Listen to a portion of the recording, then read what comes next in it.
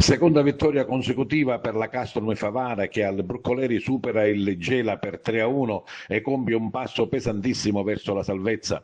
Una domenica dal sapore agrodolce segnata da un clima di profonda commozione per la tragica scomparsa del giovane favarese Gabriele Vaccaro, 25 anni, calciatore ucciso a Pavia. Prima del fischio d'inizio lo stadio si è stretto attorno al suo ricordo, uno striscione in curva e il silenzio carico di emozione hanno accompagnato il pensiero rivolto anche ai fratelli Gerlando e Salvatore, entrambi legati ai colori giallo-blu. In campo la squadra di mister Infantino non ha tradito le attese, serviva vincere per continuare a inseguire una salvezza che fino a poche settimane fa sembrava complicata e così è stato.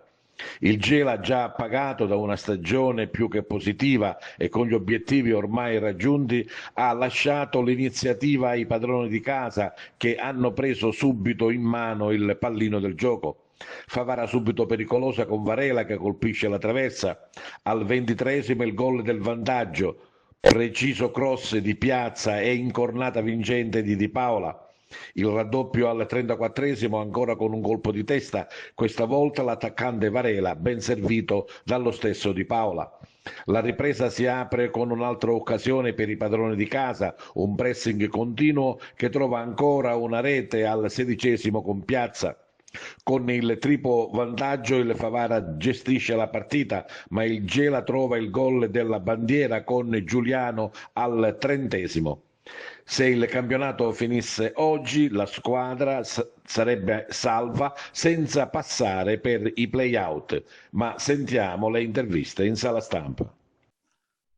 Ma innanzitutto il nostro pensiero, tutta la squadra, la società va a Gabriele Vaccaro e alla sua famiglia. Credo che l'abbiamo onorato oggi, che era un nostro tifoso, sicuramente sarà felice di questa prestazione, di questa vittoria, e il nostro primo pensiero va a lui, alla sua famiglia, perché sono anche persone che conosciamo personalmente.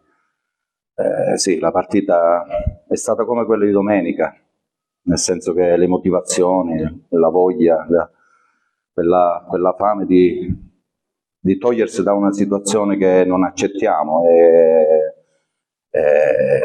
hanno fatto una grandissima partita, soprattutto il primo tempo, c'era un caldo micidiale, questo tipo di gioco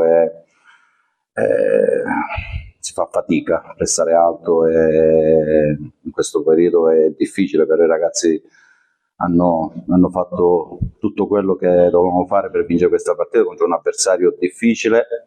Devo fare complimenti a Peppe Misiti perché ha recuperato veramente una situazione importante. Non è facile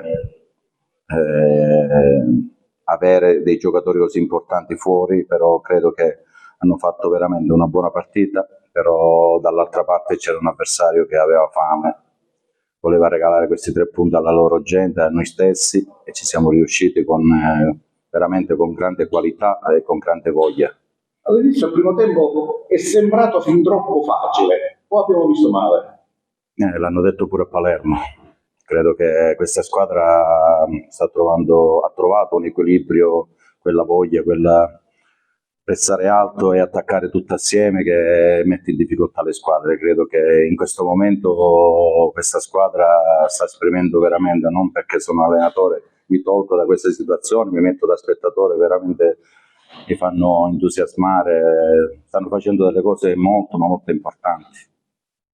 Un occhio naturalmente agli altri risultati, alle altre squadre e alle ultime 2 gare.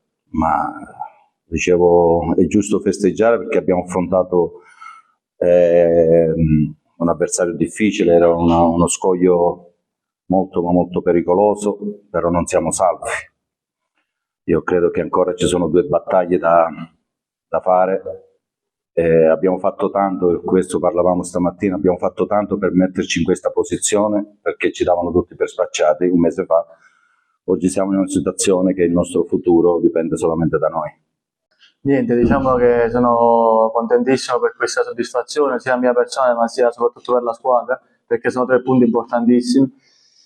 Che devo dire, questo è il mio primo gol tra i grandi, quindi è un'emozione, diciamo, unica, è un momento bellissimo e spero di e spero che riusciamo nel nostro obiettivo comune. A parte i miei obiettivi personali, voglio che la squadra si salvi, insomma. Che partita è stata? È stata una partita, diciamo, che siamo riusciti subito a indirizzare nel verso giusto, e subito comunque abbiamo attaccato, abbiamo creato occasioni, sono arrivati 2 gol e diciamo che poi la partita ci è girata verso di noi.